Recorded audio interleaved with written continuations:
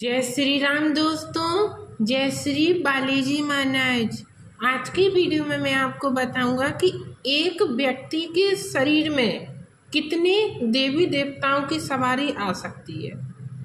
वो पूजा करता है अपने इष्ट देव की, पर उसको अन्य देवताओं की भी सवारी आ सकती है। अगर आप एक साधक हैं या फिर आप एक भगत हैं या फिर आप भक्ताई लाइन में आगे बढ़ना चाहते हैं तो आपको इस प्रश्न का उत्तर मालूम होना जरूरी है कि एक व्यक्ति के शरीर में कितने देवताओं की सवारी आ सकती है। कोई भी भगत होगा, कोई भी साधक होगा, वो अपने इष्ट देव की सेवा तो करता ही करता है, पर वो अन्य शक्तियों को भी पूजता है, साथ में अन्य सहायक देवताओं को भी वो पूजता है।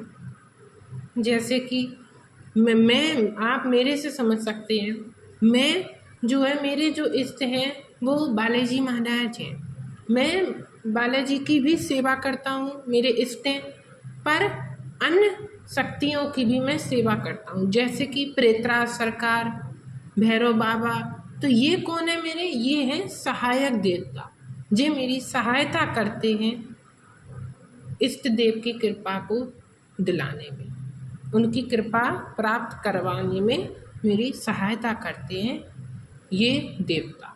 तो इष्ट देव तो मेरे हो गए बालाजी महाराज, पर अन्य देवता जो मेरे हैं वो हैं प्रेतराज सरकार और भैरव बाबा। इसी तरीके से कोई एक भगत होता है, वो अपने सहायक देवता को भी साथ में लेकर चलता है और अपने इष्ट की तो सेवा करता ही करता है वो।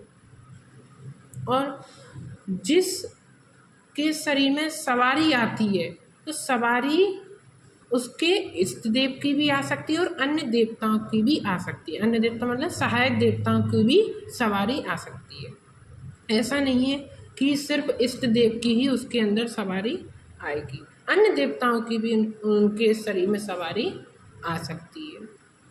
सवारी जो आती है वो आपके चक्रों पर बैठती है। हमारे शरीर में 7 चक्र होते हैं, उस चक्रों पर आकर सवारी बैठती है। कोई भी देवी देवता की सवारी होगी, अगर वो आज्ञा चक्र पर बैठेगी, आज्ञा चक्र मतलब माथे के बीच में जो सेंटर में, माथे के बीच में जो सेंटर होता है उसमें आज्ञा चक्र होता है, जिसे हम दिव्य दृष्टि भी बोल सकते हैं। तो कोई भी शक्ति आज्ञा चक्र पर बैठेगी तो क्या होता है कि आपने देखा होगा कि उसको बहुत तेजी से गर्दन घूमने लग जाएगी, बहुत तेजी से उसका सिर जो है वो घूमने लग जाएगा। तो जबकि एक नॉर्मल व्यक्ति इतनी तेजी से गर्दन नहीं घुमा सकता। उसके ऊपर सवारी आती है तभी वो उसकी जो गर्दन है वो बहुत तेजी से घूमने लग जाती है। और अगर हमारे जो मूलाधार चक्र होता है, अगर उसमें सवारी बैठती है, मूलाधार चक्र कहाँ पर होता है? मूलाधार चक्र होता है हमारा नाभि के नीचे हमारे मूलाधार चक्र होता है। अगर सवारी कोई शक्ति उस चक्र पर बैठती है तो शरीर में भारीपन होना, शरीर भारी सा लगना, और उसमें फिर हमें चेतना याद रहती है, मतलब हमें चीज़ों का याद रहता है कि हम क्या कर रहे हैं, हमारे साथ क्या हो रहा है, हमें सब कुछ याद होता है। पर जो शक्ति आज्ञा चक्र पर बैठती है उसमें हमें कुछ भी याद नहीं होता। जो भी शक्ति आज्ञा चक्र पर बैठती है उस व्यक्ति को कुछ भी याद नहीं होता है। इस बात का आप ध्यान रखें। और सवारी जो आती है वो देवता की कृपा से ही सवारी आती है आपके ऊपर। सवारी आना कोई बहुत बड़ी बात नहीं है, सवारी किसी के ऊपर भी आ सकती है, पर उसको पूर्ण नियम के पालन करना होता है, पूर्ण विश्वास के साथ उसको सेवा करनी होती है और पूर्ण भाव के साथ उसको अपनी सेवा, पूजा, मंत्र जाप, हवन ये सब करना होता है। तो मेरे कहने का ये है कि सवारी अन्य देवताओं की भी आ सकती है। तो सवारी जो आती है वो ऐसा नहीं होता कि जैसे माता काली की भी सवारी आ गई और फिर भैरव बाबा की भी सवारी आ गई। मतलब कहने का ये है मेरा कि सभी देवताओं की एक साथ नहीं आती, एक साथ नहीं आती, एक एक करके आती है। जैसे पहले माता काली की सवारी आ गई, फिर जब माता काली की सवारी जाएगी फिर उसके बाद भैरव बाबा की आ जाएगी, भैरव बाबा की सवारी जाएगी तो फिर प्रेतराज सरकार की सवारी आ जाएगी। इस तरीके से, ना कि सभी देवता एक साथ शरीर में प्रवेश कर जाएंगे। सभी देवी देवता एक साथ शरीर में प्रवेश नहीं कर सकते, एक एक करके सवारी आती है। जैसे माता काली की आई, फिर भैरव बाबा, फिर प्रेतराज सरकार, इस तरीके से सवारी हमारे शरीर में आती है। और सवारी किसी भी व्यक्ति के में आती है तो वो देवता का चुनाव होता है कि किसके शरीर में उन्हें वास करना है।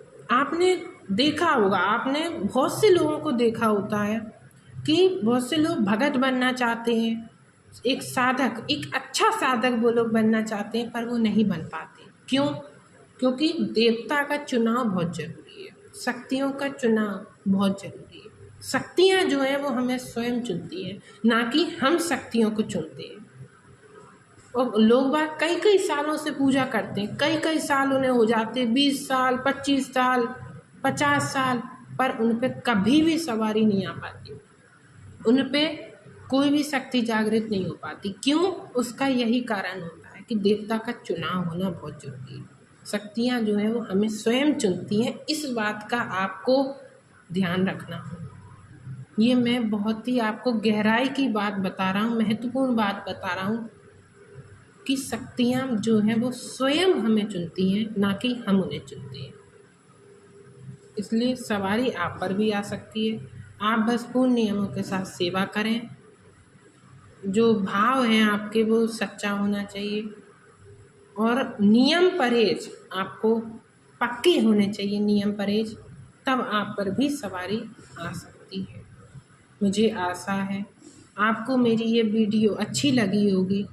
अगर वीडियो अच्छी लगी हो तो प्लीज़ चैनल को लाइक सब्सक्राइब ज़रूर करें, प्लीज़ चैनल को सब्सक्राइब ज़रूर कर दें और प्लीज़ लाइक कर दें। आप लोग लाइक नहीं करते हैं, हम वीडियो लाते हैं आपके लिए, पर आप लाइक नहीं करते वीडियो को।